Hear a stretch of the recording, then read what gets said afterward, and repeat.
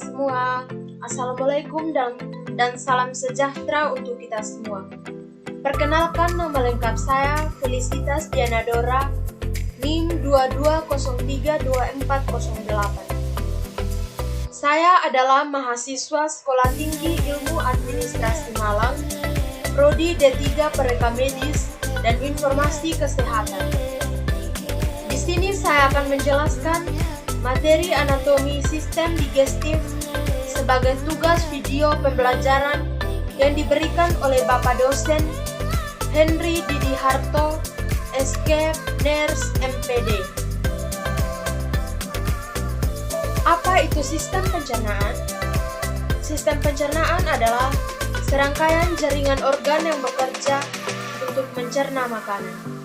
Selama dalam saluran pencernaan, makanan akan mengalami proses pencernaan baik secara mekanik maupun secara kimiawi. Yang pertama, secara mekanik.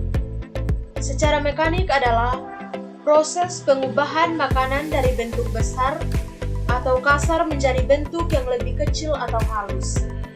Proses itu terjadi di dalam mulut dengan bantuan gigi dan lidah. Pencernaan secara mekanik juga terjadi di dalam lambung dengan bantuan gerak peristaltik dinding lambung sehingga makanan seperti diaduk. Yang kedua, secara kimiawi. Pencernaan secara kimiawi adalah proses pengubahan zat makanan dari bentuk yang kompleks menjadi bentuk yang lebih sederhana dengan bantuan enzim pencernaan. Misalnya saja pengubahan protein menjadi asam amino yang dilakukan oleh enzim tripsin.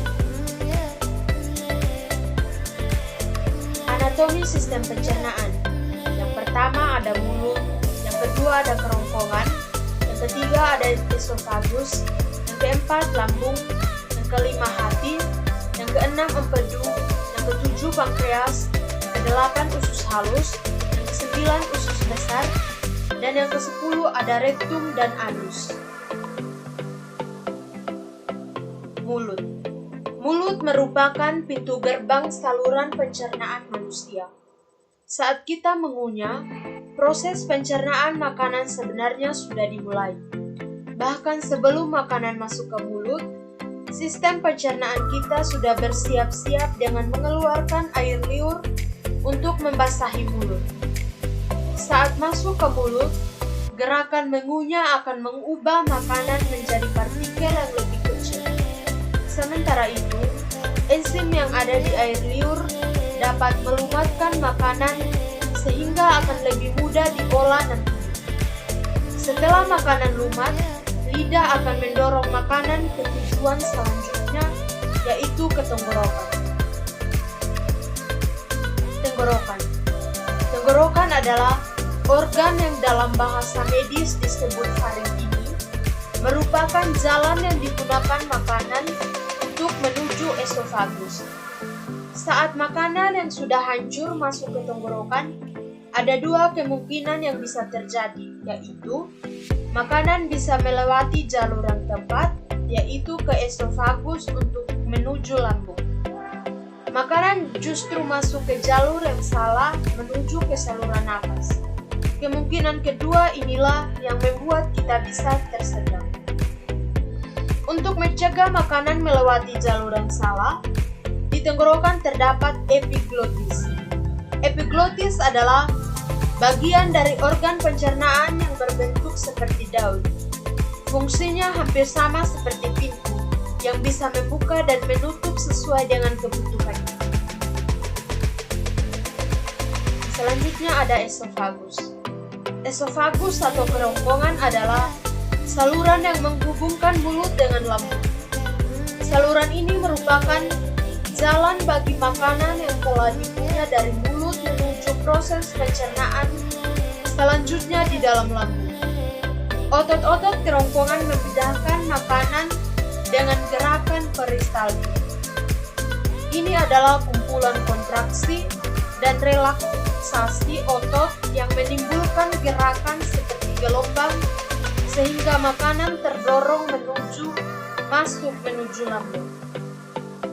Pada ujung kerongkongan terdapat sfinkter atau otot-otot berbentuk cincin. Otot-otot ini memungkinkan makanan untuk masuk ke lambung dan kemudian menutupnya untuk mencegah makanan dan cairan naik kembali ke kerongkongan. Selanjutnya, lambung. Lambung adalah organ berongga atau wadah yang berfungsi untuk menyimpan makanan saat sedang dicampur dengan enzim pencernaan. Enzim ini melanjutkan proses memecahkan makanan menjadi bentuk yang dapat digunakan. Sel-sel di dalam lapisan lambung akan mengeluarkan asam kuat dan enzim kuat yang bertanggung jawab untuk proses pemecahan makanan. Ketika makanan sudah diproses, sisanya kemudian dilepaskan ke usus kecil. Dan selanjutnya ada hati. Hati memiliki banyak fungsi, tetapi tugas utama dalam sistem pencernaan adalah memproses nutrisi yang diserap dari usus kecil. Empedu dari hati yang dikeluarkan ke usus halus juga memainkan peran penting dalam mencerna lemak dan beberapa vitamin. Hati juga berfungsi mendetoksifikasi bahan kimia berbahan racun atau berbahaya. Yang selanjutnya ada empedu. Kantong empedu berfungsi menyimpan dan memekatkan empedu dari hati dan kemudian melepaskannya ke dalam usus 12 jari di usus kecil untuk membantu menyerap dan mencerna lemak.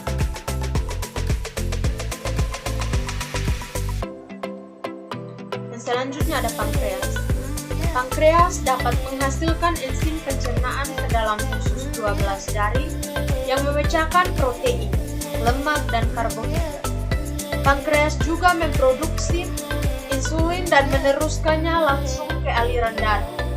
Insulin adalah hormon utama dalam tubuh untuk metabolisme gula. Selanjutnya usus 12, usus halus. Usus halus adalah tabung berotot sepanjang 22 kaki atau sekitar 8,25 meter yang berfungsi memecahkan makanan menggunakan enzim yang dilepaskan oleh pankreas dan empedu dari hati.